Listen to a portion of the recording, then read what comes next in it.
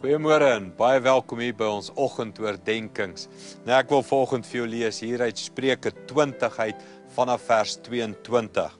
Hy sê, moenie sê ek sal my wreek op die kwaad wat aan my gedoen is nie. Wag eerder op die Here, hy sal jou saak hanteer. Hierdie is baie moeilik vir ons om te doen, om dinge oor te gee in die hand van die Here, dat hy dit sal hanteer. Dis iets van wat Jesus self gesê en gedoen het, dat hy gaan die wraak neem, en hy het vir Jesus gesê, of Jesus het vir die Vader gesê, Vader, moenie hierdie sonde aan hulle toereken nie. Dis daai iets van om die hart van vergifnis binne in jou en my te hê. Mag ek en jy groei daarin. Hoe gaan ons daarin groei? Hy sê jy groei daarin om alles oor te gee aan die Here.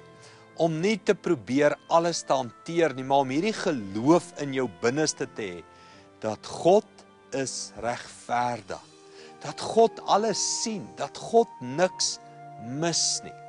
Ek bid daarvoor amper elke dag in my lewe, dat ek sal glo dat God in beheer is, dat God alles sien, en dat God getrou sal wees.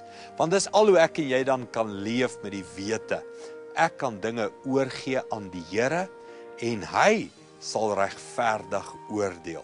Kom ons bid vir daardie geloof. Here, gee ons die geloof om te weet, U is in beheer. En U sal na ons kyk, en U sal ons saak behartig.